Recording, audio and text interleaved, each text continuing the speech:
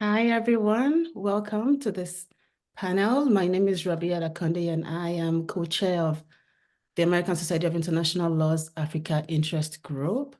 I am delighted to welcome you all to this panel titled Mapping Ideas of the International in Precolonial Africa, Challenges and Possibilities. The panel brings together a group of incredibly talented scholars, and I'll introduce them shortly, but just before I do that, I wanted to say a few words on why we're gathered today. So this panel provides an opportunity to go back to some of the fundamental questions that are raised by contemporary attempts to understand the history of law that govern international relations in Africa in the period that predates 19th century European colonialism. It's not uncommon today to hear memories about the precolonial history of international law in Africa. Those memories are often invoked in popular discourse, but also in scholarly narratives. In fact, many narratives today invoke those memories, and they have become pretty influential in policy circles. And we'll think about some of that once the panelists begin to share their thoughts. And so one hears these narratives in debates of Africa's place in international legal system, and in claims about the links between Europe's colonization, of Africa, and Africa's current place in international legal order.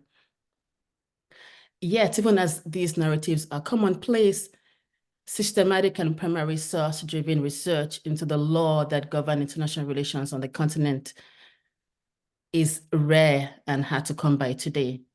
So that's why we're gathered today. We have here a group of extraordinarily talented scholars who have been thinking hard about these issues, and I'll now introduce them briefly just before we get started. Nadej Compaore is an assistant professor of international relations in the Department of Political Science at the University of Toronto. Her work lies at the intersection of critical international relations theory, African politics, global extractivism, gender, and race in international relations.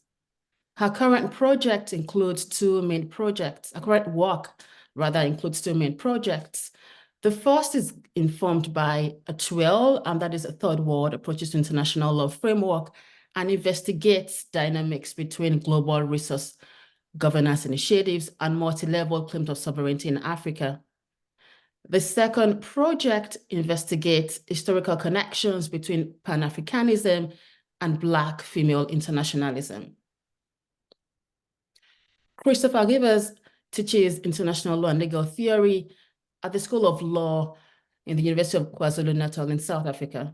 His research focuses on histories of Black internationalism, third world approaches to international law, that is TWAIL, critical race theory, and law and literature.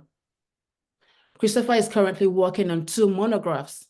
The first, titled News from Pan-Africa, Black Internationalism, Literature and International Law, 1900 to 1963, and the second is titled South Africa and the Making of International Law, Slavery, Colonialism, and Apartheid. Our third panelist, Shimalis Kene, is an assistant professor at the Faculty of Law in Western University, where he teaches constitutional law and criminal law. His core research interests lie in the intersection of international law, third world approaches to international law, and post-colonial theory. So many of our panelists, work on third world approaches to international, and we'll talk about that today as well. His current research explores the ways in which global South states and actors assert agency in the face of a system of international law that often constrains them. And our final, but certainly not the least, panelist, Idris Fofana, teaches international law, comparative law, and legal history at Harvard University. His research focuses on the history of the international and regional order in Africa and Asia. He is currently writing on treaty making and the regulation of labor migration in China and West Africa in the 19th century. So we'll get started right away by asking all the panelists, going in the order in which I introduced them, so starting from Nadej, to situate their research within the broader field of pre-colonial African international legal history. So what are the stakes of this work, right, for what you do for your specific research? Nadesh? Thank you so much, Rabiat, and thank you for organizing this and getting us together in this conversation. I'm really looking forward to engaging with everyone. I think I want to first start by acknowledging that I feel like I might be the sort of disciplinary outsider here. So my disciplinary training has been within international relations scholarship and African politics. And so in my work, I center African IR, international relations for short, with the explicit goal of unearthing silenced voices, retracing erased contributions, and relocating African agency in the world. So I think essentially every bit of work that I do has that kind of thematic. And so this is how I actually came across the field of international law, specifically through my interest in third world approaches to international law. So I have a sort of theoretical entry into the field of international relations. And really, I'd say that TWAIL contributions have been my starting point in how I then would approach pre-colonial African international legal history. I think with this background, which is basically one that centers these third world discourses and practices in international relations, and specifically African systems of thought, African agency in IR, that work of retracing and locating and unpacking Africa's role in the world necessarily involves looking at past systems of thoughts in order to connect with past power dynamics, especially as a political scientist. I'm mostly fundamentally interested in these power dynamics. You introduced me earlier with some of my work on resource extraction, and I think that work on the global politics of resource extraction in Africa, for instance, look to center African agency internationally, and it calls for that centering of African systems of thought that are necessarily linked to the current manifestations of African agency. And so just to recap, I think that's basically my work. I cannot do it without acknowledging the evolution of these systems of thoughts before Western colonialism. So in a way, that's basically how I approach it. So what's at stake for me really is fundamentally a critical re-examination of knowledge production on Africa and on African systems of thought, and how it impacts our understanding of both international relations and international law. And I think since I've had that, I guess I would call it my encounter with TWAIL, I cannot really seem to dissociate international relations and international law. That would be a topic for another conversation, but I think in that sense, I personally don't feel as much of an outsider. But I think what is also at stake in speaking of pre-colonial African international law, specifically for me, is twofold. First is the risk of essentializing Africa by constructing a pre-colonial world that is one of glorifying so-called Western colonial Africa, what Ali Mazrui has called the manifestation of cultural nostalgia. And then the second risk for me is the risk of unwittingly recentering the West by inadvertently focusing on Western colonialism as a central point, where we look to the before Western colonialism, after Western colonialism, especially in works on like post-colonialism. So we have a lot of the traps that has faced post-colonialism kind of facing pre-colonialism.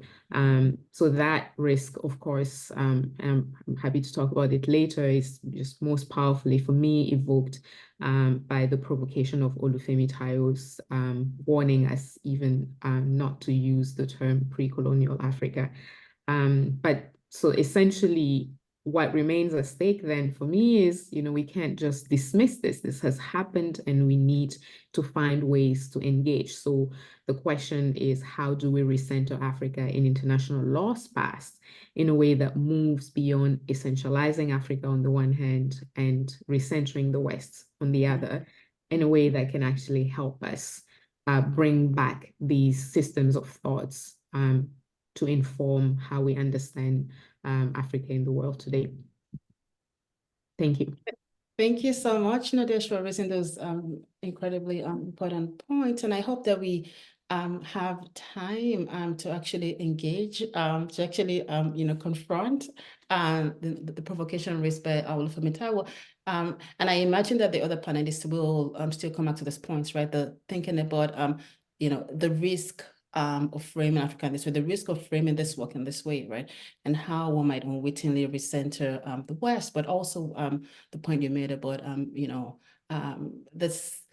the attractions, that the attractions, but also the traps, right? That said, this cultural nostalgia, right, of glorifying, valorizing this past, right, in a bid, of course, to respond, to contemporary, to Africa's, contemporary place in the world, right?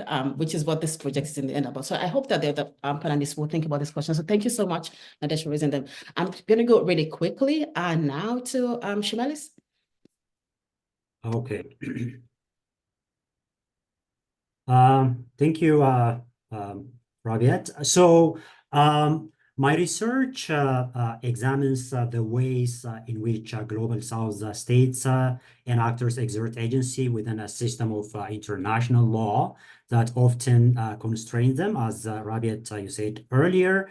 So within that theme, I've so far looked at this question of agency within the context of the war on terror, examining what third world states like Ethiopia and others have done to exert agency. I challenge the conventional narrative that portrays Ethiopia as a mere victim in the war on terror, contending instead that Ethiopia actually wielded significant agency by leveraging the war on terror agenda and international law for its own interests. So, but my larger research project explores Ethiopia's historical encounters with the external world, focusing particularly on its engagement with the West or Europe and examining what those encounters may reveal about international law and Ethiopia's global position and its identity in particular. So here my focus is on the 19th and 20th centuries, particularly Ethiopia's engagements with the League of Nations and the United Nations. But in my paper for this particular project, I explore Ethiopia's pre-colonial diplomatic relations by examining selected treaties and agreements negotiated by Ethiopian rulers with European powers. Through analysis of their content and enforcement mechanisms, I seek to uncover the legal principles and customary norms that may have governed these engagements. So my goal is to explore the influence of Ethiopian norms and institutions on the development of international law. So to get back to your question about what is at stake, I think a thorough source-based analysis of Africa's past is the right place to start. These histories of the non-European worlds, like Africa's, actually illuminate the diversity of human experience and helps us to kind of create a critical distance towards the intuitive naturalness of stories we've learned about international law. And it also, I think, helps us to examine and foreground alternative stories and institutions. I think this is the right antidote also to addressing Eurocentrism within international law. So, I think perhaps I should stop here and come back to some other issues later. Thank you. Thank you so much, Shemala. So we'll move right to Christopher. Thanks, Rabiat, and thanks for having me. It's wonderful to be here with all of you. So my work has for a couple of years been trying to use literature, and in particular African literature and Black internationalist literature, to try to think critically about international law and international relations, both past and present, and to, in some sense, problematize the distinction between the past and the present. And I've done that, I think, in three ways with literature. So the one way is to think of literature as an archive of Black internationalism, right? So literature as an archive of ways of thinking and imagining the international that are different from the present moment. And those presents shift over time. So both pre and post independence. And also to think about what those alternative imaginations of international order might reveal through their silences and presences about the present international order, and in particular about international law. So the second way then is to think about how literary methods, right, ways of reading literature might also be useful for ways of reading both the past, but also historiography, so both accounts of the past. So I've tried to engage with modes of reading through the work of Toni Morris and others to read the past for its present absences, to think of what literary theory might help us, how it might help us to understand the task of history writing as well. As something that obviously is not fiction, but also as a mode of expression that requires that has geographies and imaginations and genres, and particular commitments.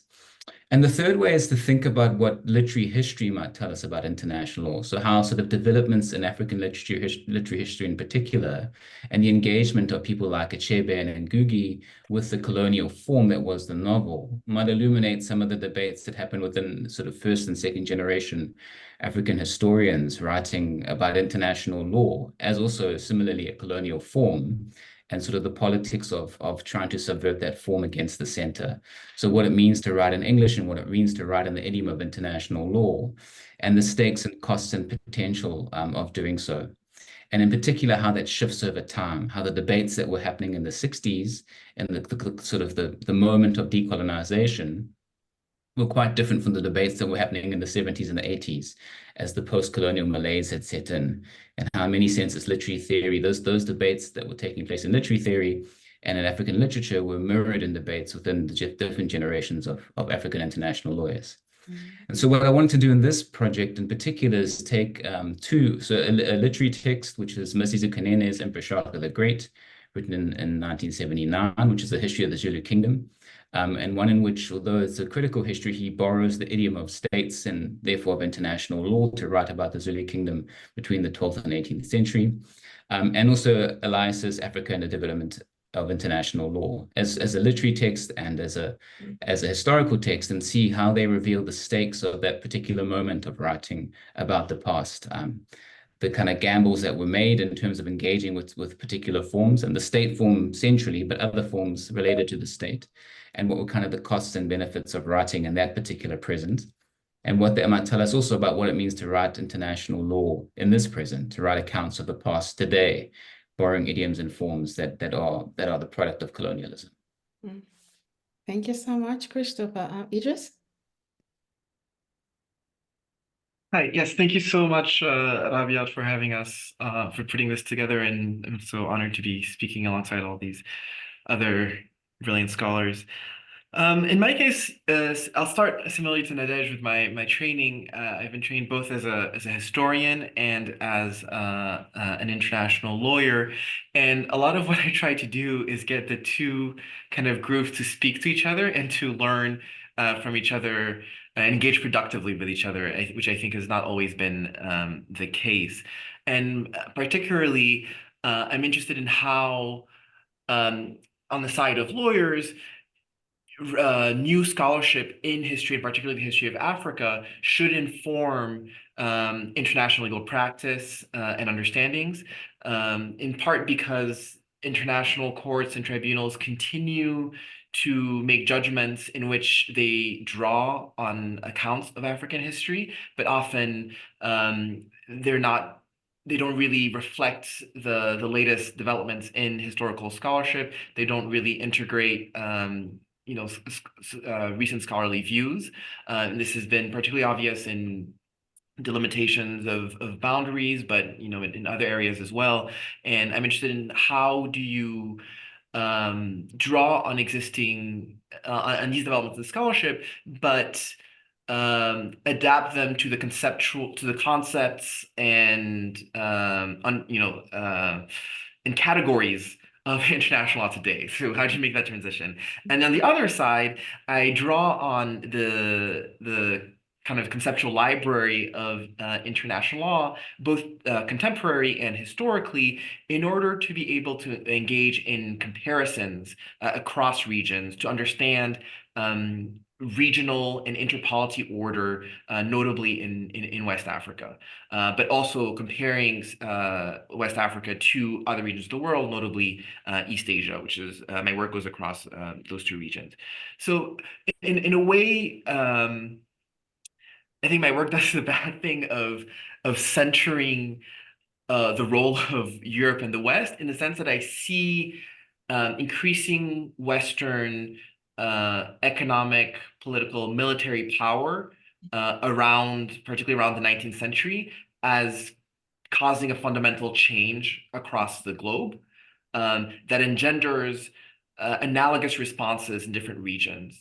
And part of what I'm doing in using the vocabulary of international law is establishing categories and concepts that allow me to see how those different responses occur. And that allows, in my view, better understandings of the different dynamics, but also the common constraints that non-Western states have faced. The last thing I want to mention is important to me is in combining these historical and legal perspectives is really getting a sense of how Africans understood what was happening as they interacted with Western powers, and as there was increasing imperial encroachment in various domains. I think that's one of the things that's lacking cruelly in current scholarship on the history of international law. And I think it really gets to this question of agency. I don't want to presume agency, but I want to understand how Africans saw what was happening to them and what were the constraints that might have limited their actions. And yeah, so that's about it. Thank you so much. So that's a really good segue to move on to a question for Nadej, Idris, and you, Christopher, and that is to think about what it means to study or think about the international as a category in pre-colonial Africa. What sorts of claims are embedded in a study that one can actually conduct that sort of study, what it takes, what sort of politics does or can aid enable or disable. Nadej, I'll start with you again. Thank you very much, Rabiat. These are all very difficult questions today. I'll just start by saying, I think for me to just evoke pre-colonial Africa is to evoke the international in itself. I've been teaching a course at the University of Toronto for the past 3 years that I've called Post-Colonial Debates in International Relations. And I'm starting by that to say, the motivation for that course for me is the same motivation for looking into the pre-colonial international aspect of Africa, because the course is motivated by the belief that the international, as we know it now, is fundamentally shaped. I mean, it's not just a belief, but the fact that it's fundamentally shaped by colonial dynamics, right? So we cannot actually extricate our understanding of the international from any discussions of the colonial. And therefore, centering post-colonial thought allows us to reveal an understanding of the international that understands how contemporary dynamics are shaped by history. So I'm approaching this idea of pre-colonial African international law in a comparable way. But the issue, as I mentioned earlier, is how to then move beyond the essentializing and the essentializing Africa and recentering the West. So as most of you who have been in the workshop in February know that I'm really interested in the conceptual aspects of this project. And to me, locating the international in pre-colonial Africa and essentially pre-colonial African international law is to first really think seriously about how we move beyond these possible traps. And I did mention Olufemi before because I think that we need to take his provocation very seriously. And thinking about the international in that respect and thinking about these traps very seriously would require us to seriously unpack the temporality embedded in the idea of pre-colonization, because then we're thinking about the action of pre-colonizing, which then in itself kind of removes the agency in a way, or at least marginalizes the agency that we seek to center. And so the question of the linearity involved in the concept is very much what I'm interested in trying to unpack and reveal the international in it. And one of the main things that TWAIL argues is that the notion of pre-colonial just centers European coloniality, therefore ignoring non-European colonialism, including colonialism within and from Africa, and obscuring the complexity of a whole continent's history, especially its agency in the world. And so I think we can take some very helpful cues from existing scholarship on post-colonialism, recognizing the necessary continuum between pre-coloniality and post-coloniality within the international. And in this sense, I'm informed by Stuart Hall's understanding that the post-colonial rereads colonization as part of an essentially transnational and transcultural global process, and that it produces a decentered, diasporic, or global rewriting of earlier nation-centered imperial grand narratives. And that's particularly helpful to me because then if we think that, and we think pre-colonial Africa also as a rereading and a rewriting of Africa as a fundamentally transnational global actor in a way that moves beyond these temporal linearity and simplification, the most immediate implication is something that we already know, but that we tend to kind of sidestep, which is that pre-colonial Africa is fundamentally diasporic, the same way as post-colonial Africa has been fundamentally diasporic. And we know this, especially when we look into a lot of the African systems of thoughts that have been centered through Pan-African thought in general. So I think for me, I want to leave it there, hopefully for some discussion. I know we don't have much time today, but centering the image of pre-colonial Africa as fundamentally diasporic for me, which will come with its many challenges, but I think as a way to try and rewrite pre-colonial Africa beyond the linearity and beyond Western colonialism could be a useful step. Thank you. Thank you, Nadesh. I'm going to get to you, Idris, and I hope that you can really engage with those points because, in fact, the point that you raised earlier about how you work, centers, but I also had some discomfort in that, right? Precisely because of the points that Nadesh just made. So I really want to hear you, think about this question, in response to Nadesh's thoughts. Sorry, technical issue. No, thank you so much. Yeah, I mean, I use that term sort of self-critically in a way that I don't. There's a way in which it's easy. It would be easy for me to say, oh, I'm decentering Europe and I'm being, I'm moving against a Eurocentric gaze because I'm focusing on Africa or I'm focusing, on East Asia. But I realize that a lot of what I'm doing is trying to understand our reaction to kind of a common experience that is a result of European expansion.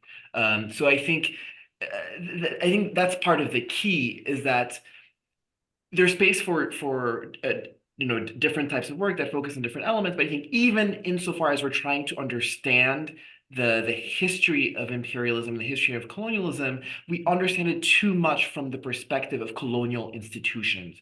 And for me, the pre-colonial aspect is about taking African institutions, African political structures seriously, and thinking about their adaptation over time in reaction not only to pressures of Western expansion, but also pressures of political and imperial consolidation within Africa Mm. that also kind of develops as a response to military, economic, political pressure from Europe. So, and I think, and this is where I go back to my point about the possibility of comparisons that move beyond a sort of imperial perspective that looks at the hierarchical relationship between imperial center and the periphery.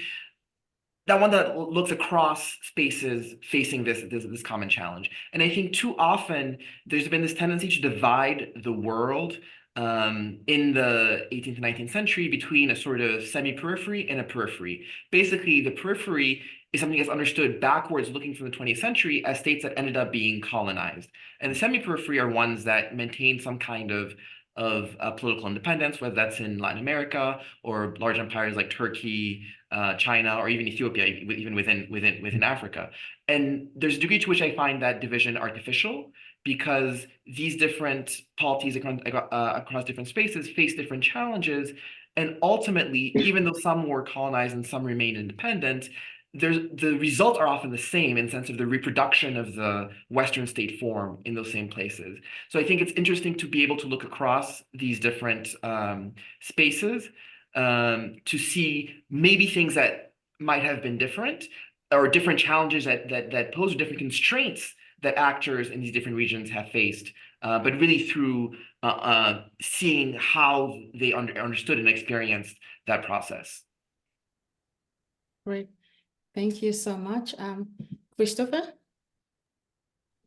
Yeah, thanks. So I guess my response is which international, right? So the international as a term comes to us from Bentham in 1789. It's sort of neologism to replace the law of nations. But over the 19th and 20th century, various candidates of the international emerged. You have the Communist International, you have the Black International for the work of Pan-Africanism.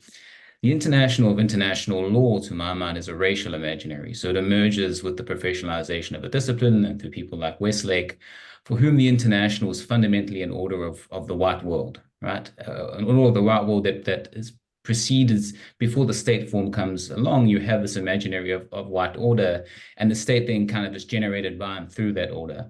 Mm. And so I guess the risk, if we take that international law to still be with us in some ways, then the risk is that we draw with it the kind of the building blocks of that imaginary, which to my mind were three. So the one was the white ordering of the world, the racial contract. So Westlake, for example, said that international law, the rules internationally recognized between white men, is very clear about this and explicit about this being a racial ordering. But also in the architecture of that international was racialized and Eurocentric in the way that it centered Europe. So the state form was the endpoint of all political history, which meant that Europe was at the front of history and everyone was catching up. And the only way really to enter into the political kingdom was through a form that was fundamentally European, or understood as European in its origin, right? And that meant that the states that came to be states were at the entry point of history. They entered into history through the state form, to use the language of Nnamdi Azikiwe. And then there was the centering, a geographic centering as well, in that, and what J.M. Black calls the colonized model of the world, right? So there were states that were the old states at the center, and there were peripheral states. And that imaginary of the international that had a sort of permanent center and a permanent outside, and so the periphery and center as well. It was also one that placed all the significant events in the center, and everything else sort of flowed out gradually, progressed out from the center. So that sort of focalization of Europe in the international, I think, is something that's still present in international law today, certainly in the practice of international law. And so if we take that term, the international, and use it as the lens through which we go back and look at the past, we might take those racialized histories and geographies with us. We might tend to reproduce them in one way, as even focalizing Europe, even when we are doing things that are about recovering other versions of the international order. To my mind, the international is a sticky term. It's a loaded term. It comes with a lot of baggage, and it's difficult to just sort of pick it up and move with it, right? And so I guess that's in some senses the risk, that we have to understand fully just how freighted that word, the international, was in its imagination, and how much work history and geography was doing to hold it together. Thank you so much, Christopher. I mean, I hope that we can at some point think about, what are the upsides, like what might it do for Africa, right? For us to actually, embrace this, right, as a way to, as a way of thinking about, forms of emancipation, even as one realizes the risks, right, the risks that you've so very beautifully laid out. I'm going to go now to Nadesh quickly, and we're fast running out of time, to see whether I can get Nadesh to think about, the lenses through which one can look to the person. And I wondered whether you could actually think about, focus on those lenses that might actually avoid some of the traps that you've laid out, or some of the traps that you've laid out, but also that, Idris and Christopher have so eloquently laid out as well. Thank you so much. It's just really interesting to listen to a lot of this this discussion and feel that we're all kind of looking into the same process and facing the same challenges, right? I would lie if I say that I had an answer on how we can move past these challenges, but I've been having some musings about how we can do so, looking into the world of especially Afrofuturistic imaginaries. And the reason for that is that, definitely a lot of people have been looking at how to move past the Eurocentric nature of international law. And some of the things that I'd found helpful is this idea of exploring the hybridization of legal concepts in the colonial context, and which includes acknowledging European law as merely one among many regional legal systems, so provincializing Europe, if you will.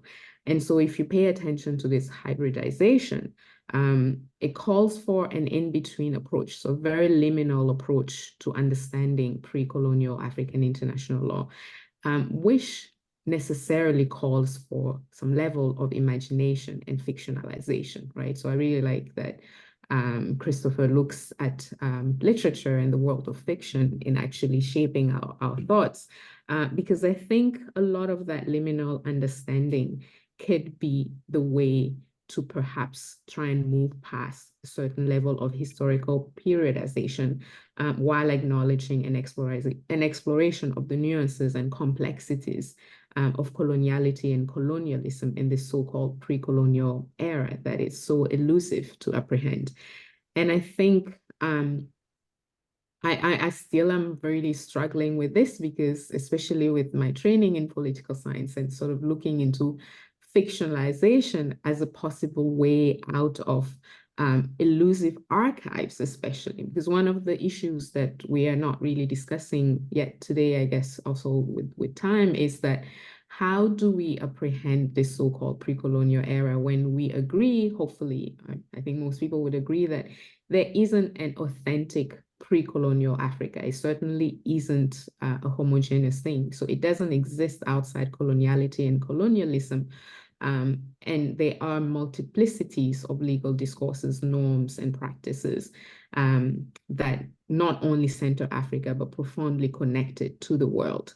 So calling for reimagining of Africa across space and time, essentially in between various spaces and time, is what led me to this sort of focus on Afrofuturistic reimagination. And more recently, I'd been thinking about the work of Saidiya Hartman on critical fabulations. I think it would be very interesting to try and really approach that. And that comes from the, the elusiveness of archives, right? And in history, she's a cultural historian. So I wonder if we could find ways to actually look into that aspect of like reconstructing and reimagining pre-colonial Africa based on what we can apprehend, while just systematically paying attention to not, reconstruct this very same things that we're trying to get out of. So it's a very short time to try and give some complex ideas, but this is where really I'm going, sort of Afrofuturistic imagination, but really more and more actually thinking about how someone like Hartman has done it with her work with critical fabulation. So I'll stop there, and I really am interested to hear what others have to say about how we can get beyond these challenges. Christopher, really quickly, because I say we have one question, so questions have started coming in. I wonder whether you could follow up on what Nadej just said, right on, imagination and fictionalization by, sharing your thoughts on how literature might be one lens into the past. Thanks. Yeah. So my coming to literature was by happenstance, right? So I went into a bookstore many years ago when I was starting a project of Pan-Africanism and found a book by Peter Abrahams called Wreath for Adomo, which was written by someone who was at the Pan-African Congresses, and it's kind of history of pre-independent Pan-Africanist thinking. And it told me more about Pan-Africanism than I'd read in any book at that point, right? And it occurred to me that there might be archives of international thought within Black internationalist fiction, and I've then went back and found other novels. Also, there's a lot of happenstance. So that's the one thing, right? Is that it's precarious. The real risk, I guess, is that we reproduce the privileges, the elitism of sort of race and class and gender as to who gets to write these novels, right? So it makes it's fun. It's in some senses works because it's the same privileges are the ones that determine who gets to make international law historically, right? It's mostly written by men. It's often written in English. It's often written by people of means. So there are obvious problems and limitations with treating this as the archive. And there's exceptions. So if we look at the work of Pauline Hopkins, for example, going back to the 1902, 1903, there are definitely literatures that come out that aren't written exclusively by men, but overwhelmingly the archive of literature of international thought, just because of the way the economy of production worked at the time, and in some senses still does privilege a certain view, right? So I guess we have to think about what is not brought to view when we focus on these traditions or on these particular archives. And there's also a risk that we do it wrong, that we kind of mine literature for international law in a way that doesn't do justice to this cultural form, to this wonderful, rich tapestry of life and shared experience, that we just kind of control F, find international, and make it all about international law. So there's also the risk that we do it wrong. And there's a question about whether we should do it in that sense. Is it an archive that's ours to use and to move in ways, or do we leave things behind? So there's disciplinary questions as well that arise in that respect. So I think it's always a tension. It's always a question of to what end, as anything is. And I think history is always that. To what end do you use a particular text? What does it tell you about the world? What are the stakes of doing so? And I think I've certainly gone back and forth on some texts, and I guess a big limitation as well is just the written form loses out in so much of the oral traditions as well, right? So when we think about, and we can think about Ngugi's debates about writing in English, but just the written form itself is a very limited way of understanding how people make meaning across a variety of cultures, right? So we focus just on the written form. There's a sort of limitation. There's an obvious built-in limitation to what we can glean from that. But I still think it's a useful exercise, because I think in some senses, at times when people couldn't be international lawyers for reasons of white supremacy and class and all sorts of other biases, they often wrote books. And I think those books still tell us something, a partial view, as all history is. But I think they can still tell us something that we might not otherwise learn from traditional forms and from traditional archives. Thank you so much. So a lot of the thoughts that you've all shared as, really, hinted at a tension between a desire to assert that Africa contributed to the making of international law by, searching all the historical institutions, norms, and ideas on the continent that mirror those of international law, right? While obviously saying that with self criticism, but also the tension between that desire, that contributionist posture, and a critical take on such a posture, which again all of you have shared. And I wondered whether Shimalis and Idris could share their thoughts on how one might move beyond these two approaches, right, which actually is reflected in the contemporary literature on the international legal issue of Africa. How might one move beyond the contributionist approach on the one hand and the critical approaches on the other? Shimalis. Thank you, Rabiat. So for me, the main issue with the contributionist school, if we can call it that, lies in the premise with which it begins. The notion that international law is an invention of Europe has something good about it, and that Africa, as an overlooked contributor to its foundation and development, deserves a place within it. So the issue lies in this attitude of begging for inclusion at the table, so to speak. It is kind of parochial in nature, as it confines itself simply to Africa's contribution. Otherwise, the study of Africa's past, particularly within the context of international legal history, is not inherently flawed.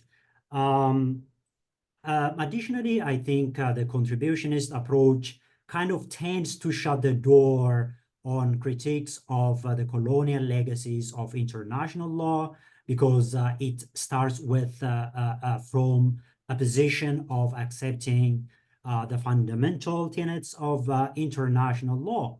So I think this is why the critical TWAIL perspective against the contributionist approach is legitimate, emerging primarily from a critique of modern international law, and a desire to explore alternative paths to emancipation for the continent. TWAIL, I think, has made a significant stride in uncovering the colonial origins of international law and its ongoing symbiotic relationships with Western power. So kind of TWAIL has evolved into a mature movement by now, catalyzing a substantial body of commentary on international law. And in doing so, it has profoundly, I think, reshaped our understanding of historical and political significance of this legal framework, offering a critical perspective informed by experiences of the third world. It has foregrounded also the notion that historically international law has functioned not solely, or even perhaps not even primarily, as a mechanism for regulating interactions among European nations, by rather as a means of structuring relationships between Europeans, broadly construed here, and peoples of the global South, often through the process of colonial and imperial expansion. But we must ponder here, and what if unintended effect of TWAIL had been to diminish a sense of third world agency by, to use an Yiddish terminology here, essentializing Africa, or emphasizing the primacy of oppressive structures in international law at the expense of a kind of a more fluid understanding of how even the subaltern, in a sense, speaks back to these structures. That's why in my work, I argue for a TWAIL that does not really allow the critique of colonialism to overshadow the complex processes by which the post-colonial state also instrumentalizes North-South relations. I think equally crucial is the recognition that perpetually portraying the global South actors or states as victims, sometimes lacking empirical basis, risks infantilizing them and potentially derailing TWAIL's emancipatory agenda. Not to overstate my case here, if I didn't already, it is imperative to adopt a more kind of nuanced perspective. So to your question, Rabiat, how might one move beyond these critical and contributionist approaches to studying the international legal history of Africa? Perhaps marrying the two approaches could be the right way to go about it, considering their respective relevance despite the highlighted issues with each. So the contributionist approach is instrumental in revealing the authentic African legal history. That is, if it employs a perspective that shifts the focus away from Europe and adopts a critical TWAIL sensibility. But what does this mean in practical terms? Well, I think, for example, starting the exploration of pre-colonial legal history by focusing on intra-African relations, as well as African relations, not just with Europe, but also with the non-European world. A good example is here Ethiopia's pre-colonial historical relations with the Arab world, for example. So what is more, I think such exploration should steer clear of what has been aptly described as kind of a blunt projection of present categories onto the past. This speaks to Christopher's earlier point, which risks legitimizing Eurocentric international law. Instead, such a study should be approached with a focus on, I think, identifying the norms and values that animated these historical relations and extracting valuable lessons from these interactions. Perhaps I should stop here, but thank you. Thank you so much, Shimelis. It's a great segue to go to Idris, because part of what he does, in fact, is to think about both African and Asia. And so, it's one way you see Shimelis to attempt to decenter Europe while still keeping the agenda of actually taking this walk of studying the international legal history of Africa seriously. So, Idris, you want to share comment on how your broader work, not just on Africa, but also on Asia, might be one way to move beyond the critical and contributionist approaches? Of course, I mean, I think Shimelis made a very good point about maybe, the possibility of a middle way that doesn't dismiss the possibility of African agency without necessarily celebrating a marginal, participation that doesn't actually affect outcomes, in terms of the rules that end up prevailing.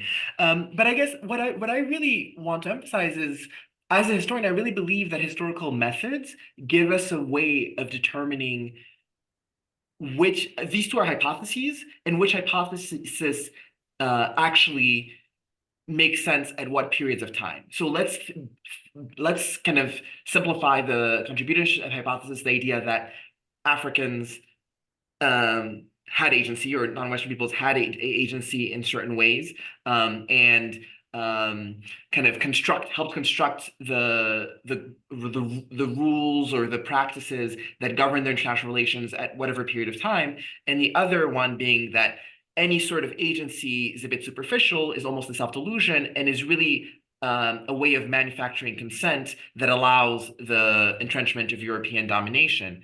And I realize, and my point is that in the state of the scholarship, both types of approaches have not sufficiently taken account of historical methods. So it's not so much about this sort of cultural nostalgia or thinking of recovering African way of life that is kind of homogenizing or essentializing, but thinking about particular African polities, particular African historical political structures or societies, and understanding what was their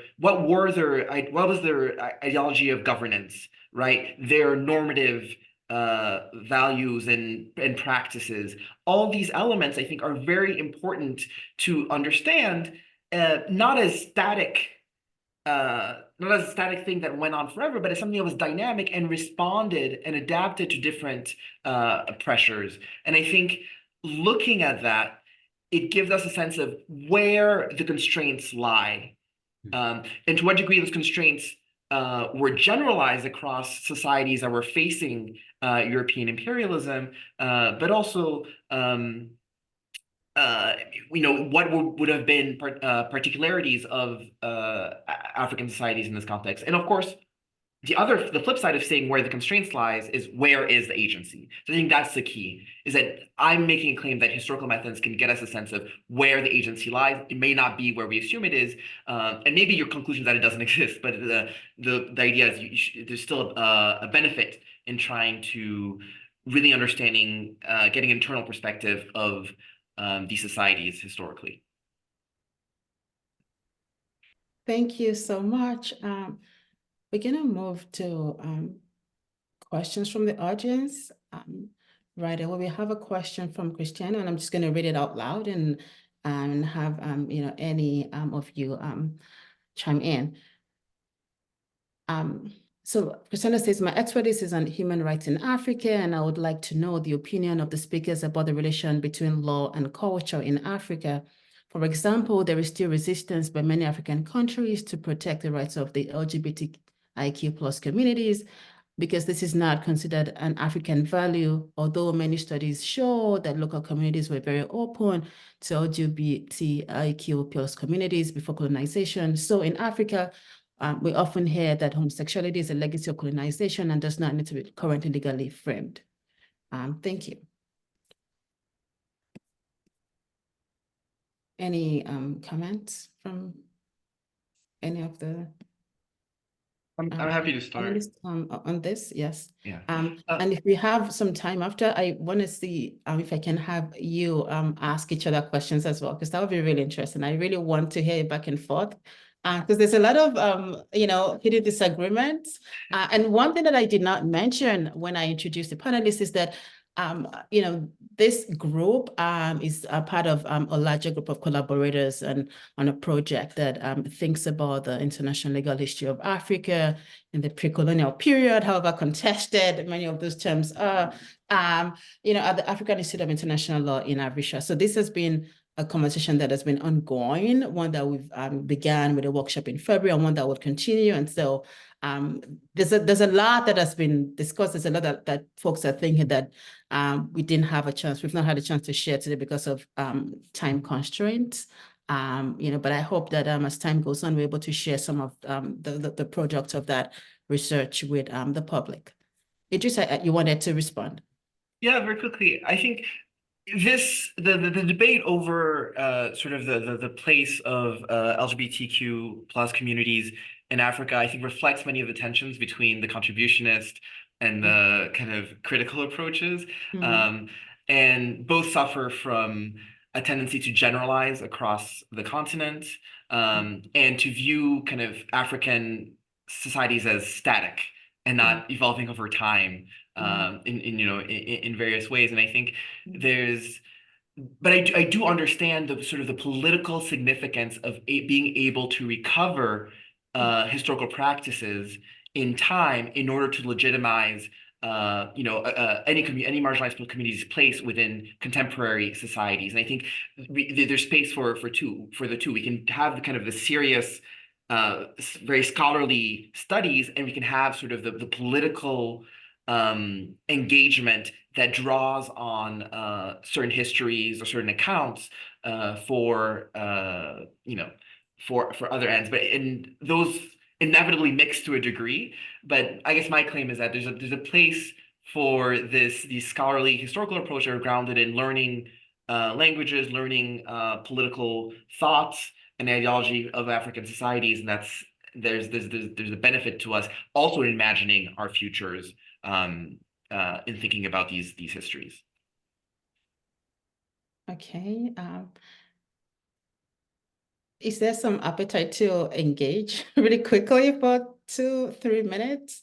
We're right at time, I guess. But if folks want to have at least one last word before we say goodbye, I am open to that. We good? Great. Thank you all so much for a really wonderful discussion. Again, this is part of an ongoing discussion, and we hope to share the research projects and publications and probably in future, panel discussions like this. I'm just so incredibly grateful for you all for accepting the invitation, and for the audience for spending some time with us today. Have a wonderful weekend, everyone. Thank you very much. Thank you very much, everyone. Thanks so much, Thank you. guys. See you. Bye.